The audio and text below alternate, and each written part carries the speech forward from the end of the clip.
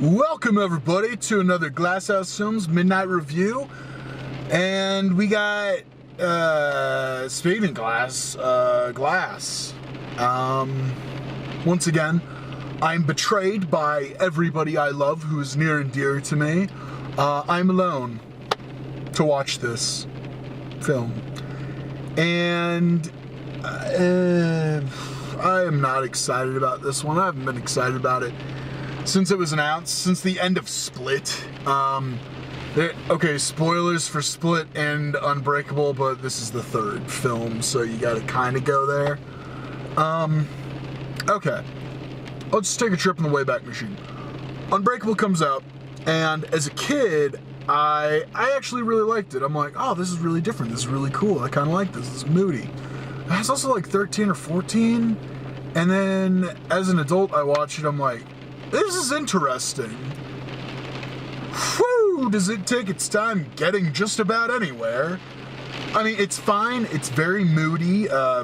Great timing for all the rain, I guess. It's fine. It's moody. I will say at this point, I still like the movie. And then Split comes out, and I'm hearing all this good stuff about Split because, you know, M. Night Shyamalan, you know, Sixth Sense came out, great acclaim. Unbreakable came out to great acclaim, but didn't have a lot of success behind it. Signs, pretty good film. I mean, okay, yeah, there's that one really big weird issue, but I don't even really look at it as that much of an issue because we as humans have done far dumber things than go onto a planet that's, you know, 75% water. I'm like, we've done dumber, whatever. I can kind of let that go. But then you get The Village, and The Village is a really good movie that is marred by a twist that doesn't totally work. Actually, it's marred by the fact that it doesn't have another twist to it.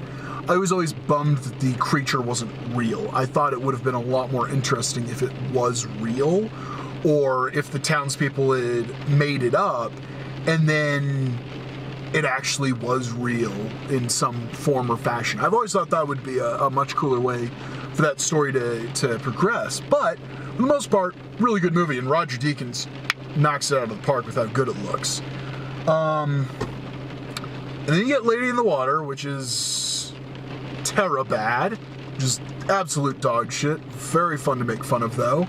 Then you got, I think the next one was his Avatar movie, which, oh wow, it is weird whenever you come across movies that every single line of dialogue is exposition. There's like no characterization, just exposition. It's really crazy whenever that happens. And it's also not a great film, but it has some really cool looking moments. Some of the moments that are stylized are like, wow, that's kind of cool to look at. So I appreciate it on that level, but it's not worth it for what you end up getting. And then you have The Happening, which is absolutely drop dead hilarious. What else? After Earth, I've never seen that one. And then I think the one he did after that was, I'm pretty sure it was The Visit. And that one I haven't seen either, but I had heard it's really good, even for a found footage film, and I'm like, I'm willing to check it out. Then Split comes out, and I'm like, okay, he's coming back, he's gearing up. People are really talking about this one. They're saying it's really good. And I watch it on HBO, and I'm just like, whew, this is not great. There are parts of it that are really interesting. I really like the way James McAvoy plays the characters. I think he does a fantastic job. I take that back. I like a lot of the film. However, the whole subplot with Anya Taylor-Johnson or Anya Taylor-Joy, I forget her name, but she's the main actress that is in Split. Her whole subplot with her uncle and everything, gross. I thought it was gross and completely unnecessary. And then what the film says at the very end about it, of like, those who are tormented are truly beautiful. I'm like, and from what I've heard, this film kind of has a little bit more of that. I'm just not really excited for it. The other thing is, I'm like, okay, we've seen some cool looking moments, but I also know what an M. Night Shyamalan film looks like. It's 50 minutes of, alright, that's framed pretty, but nobody talks like a human. This is all paced, just, whew. There's a great bit in American Dad that kind of encapsulates how I feel about M. Night Shyamalan films and the way he directs his actors. And there's a bit where someone it's a stage play, someone comes in and they're like, "Are you the piñata man?" And Stan just sits there. See. And then everybody in the audience is like, "Ooh, he waits a really long time before talking because he's good." I'm like, yeah, that does not make good acting. That does not good acting make. It's just, and that's how I feel about just about all of his films. But at the same time, I'm like, okay, this was a 90-minute film, which I don't know the runtime. Hopefully it is. I seriously doubt it. This is a 90-minute film, and sweet, awesome. I'm looking forward to this. I just know what his films look like, and I don't want to be pumped about it. I can't get pumped about it, but I hope I'm proven wrong. I really am, because I don't want to have to go on this thing and spend my time and money watching it for it to be crap. So hopefully it's good. Let's go find out.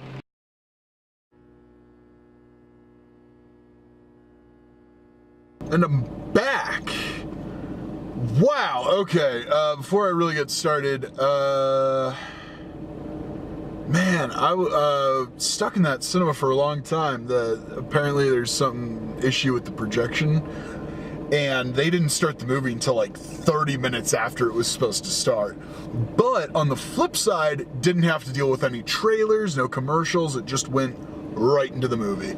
So that was lovely, and I got a free movie ticket out of it, so that's okay, that's okay. Also, before I forget, because I tend to forget about this, and I always feel bad when I do, photosensitive people, beware.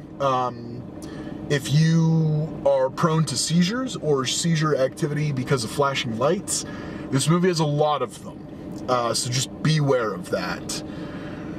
As for the movie itself, it's exactly what I was expecting it to be. Just, it's really weird. A lot of M. Night Shyamalan's films feel like they're just full of potential. He's really, really good at creating potential. What I don't think he's as good at is executing on that potential. And so it creates, it's like that sensation when you really want to laugh at something, but it's just not funny. So you're just sitting there, you're like, come on, make me laugh. I'm ready for it. Or like you're building up to a sneeze, and you can't have that sneeze. There's not that cathartic snap of the sneeze. Which I admit that's a very weird and perhaps quite tortured metaphor, but that is, I feel, an accurate assessment of Mr. Shyamalan's film work. Holy crap, those lights are bright. Sorry about that. There's just there's one guy, lights, super distracting. Anyway, yeah, very full of potential, but never really executes on it as well as you would hope, or as well as you would like. And for me personally, I always end up walking away from his films going, well, it would have been really cool if we'd done this, or it would have been really cool if they'd done that. Like, there's a lot of this other stuff that could have happened that would have been really cool to see, but you just don't get that. Instead, you get what the movie is. And what the movie is, it's like the most disappointing timeline version of that film. And The Sixth Sense, I think, worked because he flipped a lot of tropes on their head. I'm gonna reposition this a little bit more. There you go. Now I'm front and center. You can see me in all my sexy glory. But yeah, it was a twist on that. Unbreakable, I don't think it's the genre-defying superhero film that a lot of people claim it to be, or at least really like to say it is. It's an interesting take on it, but at the end of the day, that's about all it is. I feel kind of the same way about Super. I think that's the one, James Gunn's Super, where it's like, that's really cool. That's really or Kick-Ass. That's an even better example. It's like, yeah, that's really cool. That's really interesting. Like, oh, what if superheroes, but in our reality? It's like, yeah, that's really cool. That's a fun idea. That's not why I like superheroes. That's not why I watch these films and ingest these kinds of stories. But it's interesting. Now, this is 3 movies of doing that, and it's like, come on, you got to give me something better than this. And it's like, oh, okay, so that's going to be the climax. I won't give that away. I do know some people are really stoked for this. I'm not going to give that away, but still, it's like, oh, that's what this is going to be. That's your build up after 19 years. I mean, it makes sense for a Shyamalan to do that, but at the same time, it's just like cool, I guess.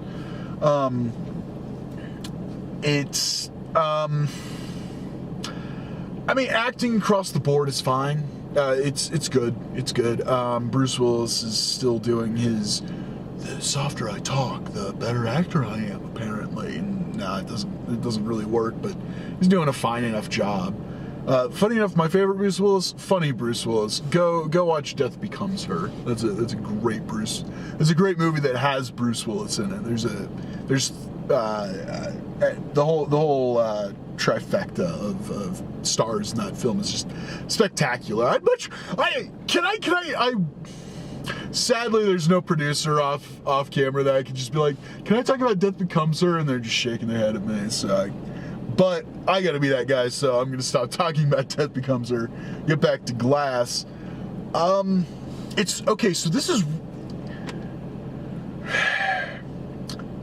someone who I follow on Twitter put it way better than I ever can. This is the American Horror Story version of comic book movies. And that is absolutely true in every single way. And it makes me angry that I didn't think of that. But what I did think of is that if you're here for the performances and the characters doing the stuff, well, Unbreakable has Bruce Willis doing the stuff, and it's got Bruce Willis acting, and it's got Samuel L. Jackson being really nefarious and really cool, and they're stretching their legs, and it's like, that's great. That's the kind of stuff I want to see. So, and then in Split, it's a whole movie that is James McAvoy just hamming it up and chewing scenery. I don't think that's what he's doing. He has to play certain things broad so that you have really differentiated characters. But in that, you have a very physical performance. The way that he acts when he is the little kid, you can see the way that he's kind of awkward with his body, and he shifts around and dances a lot, and it's really cool. There's the more obvious one of Patricia, I'm Patricia. And then the guy who's a germaphobe. But those all end up working really well, and they are kind of distinct characters in their own right. They all have different motivations. It's like, that's really cool. I really like that. But then you take these two, and it's not peanut butter and chocolate. It's not two great flavors that go great together, because then I'm just sitting there going, okay, I know these are all superpowered people. I'm not here to watch them explain that to Sarah Paulson, especially when you could just go, okay, let's really see if you're strong. Lift this. It's like, all right, he's strong. He's strong too, and he's wicked smart. It's like, come on. So you're just sitting there the whole time. You're like, come on, let's get to it. And eventually you get to the point where you're like, oh, we're 2/3 of the way through this thing, and the last third is gonna be this. If you know what the movie is, you're gonna know where it's going. Watching a movie and you're like, oh, it's just gonna be this. Oh, come on, Jeez, I gotta be here for 2 hours, man. You're wasting my time. Jeez, this could have been a tight 90, and that would have been much better. So you're just kind of left going, let's move along already. All of Unbreakable was Bruce Willis trying to come to terms with the fact that he is a superhero. Cool. That's great. That's really cool. Don't give me another movie that's that. Come on. 19 years and I get that again? Jesus. And then Split, the whole movie, it's like, oh, the beast is coming, the beast is coming, the beast is coming, the beast is coming. It's like, I mean, what's gonna happen? Beast comes and it's like, oh, whoa, that's kind of creepy. That's kind of weird. And then this movie again. Well, the beast isn't real. Oh, it's in your head. Blah blah blah. It's like, come on. We dealt with this twice. We have invested probably 4 hours into this by this point. Let's move it along a little bit, man. Come on. This is not fun or interesting to watch this again, but you're combining the two. Great. Can we move along, please? Do something. And it's all surface level. And that's all there is to it. It's very surface level. It doesn't delve deeper into any of this stuff. And it's really kind of a bummer. I would have loved almost literally anything else. If it was really just Bruce Willis and James McAvoy, like, you could even do like the most basic superhero story where Bruce Willis like stops the Beast from getting what the Beast wants. And then James McAvoy has to go in and he like steals someone important to Bruce Willis, and then Bruce Willis has to like fight him off. But then he gets there and it's like, oh, it's Mr. Glass who's running the whole thing. But no, it's none of that. I don't care. Jeez, come on, we had 4 hours of this movie, and you give me another 2 hours for my fucking trouble. Thanks. Appreciate it. I didn't realize this movie made me so angry, but here we are, I guess. Honestly, I'm more angry at it than I actually feel like I will, that I am. Like, in 2 weeks, I'm just gonna forget that I saw this. People are gonna be like, oh, Glass is really cool. I'm like, I forgot it. I moved on. I have better things to waste my time and life on. Honestly, the whole time I was sitting in the cinema, I'm like, man, I wish I was watching Into the Spider-Verse again for the 3rd time. Or I wish I was at home reading some Daredevil comics or something. But no, here I am. I gotta say, it's really weird. The stuff that I kind of complained about in the preview section of this, where M. Night Shyamalan really likes those long takes and those almost alien ways of people talking to one another, like it's someone who's never heard a real conversation before. So substitute that for like a lot more exposition kind of dialogue, or a lot more again, it's not delving. That's actually probably one of my biggest issues, that this isn't delving into what it means to be a hero, what it means to be a villain, what it means to team up, what it means to align yourself with the natural flow of the universe, or anything like that. Where it's like, oh, well, we are evil because of X. Mr. Glass at no point is like, I am evil because I need to be. Like, he wasn't Unbreakable. That was actually really great. He's like, I exist, therefore I have to find others to balance out the universe. I have to find the heroes. That's a really cool idea. But then you have James McAvoy's character. It's easier for me just to refer to him as James McAvoy's character. Then you have James McAvoy's character, and it's like, oh, well, he was abused as a kid, and he became this. That's all from Split, by the way, if you haven't seen the movie, so I'm not spoiling Glass. But he was abused as a kid, and he became this. And I'm like, that's not how some of this stuff works. And then one of my biggest issues with Split, and the fact that Anya Taylor-Joy, I was actually right on that one, my first guess was right. Anya Taylor-Joy, in an not an offhanded, in like a single line of dialogue is like, oh yeah, that big thing, that overused spice of someone doing something to me. I know I said it in the preview. I'll intentionally keep it vague here. That way overused spice, it's done with. Don't worry about it. It's like, no, that was, again, I didn't have that cathartic moment. I didn't get to deal with that in any meaningful way. And that wasn't done in a let's turn it on its head sort of way. So I believe things should be or shouldn't be cathartic. Very, very plain. I understand that's like, what? That's dumb. Let me explain. It should be cathartic, so you either should get, like John Wick. You should get the violence that John Wick inflicts on these people because they killed his dog. Great. Perfect. That works. It works for highbrow and lowbrow. And then you have not cathartic. And the not cathartic, you are only allowed to do that if you successfully make your point. Again, a revenge film, it's kind of a perfect example of this kind of stuff, is Get Carter, the original with Michael Caine. Get Carter's entire thesis is that revenge doesn't work. And it's like, okay, you can, and it's almost like it's not cathartic, it's more like the catharsis comes from your understanding and the story relaying to you that your need for this catharsis is misplaced and you need it somewhere else. Oh man, there's a perfect example, but it's from a game I just played. It just came out a few months ago. I don't want to give that away, but it's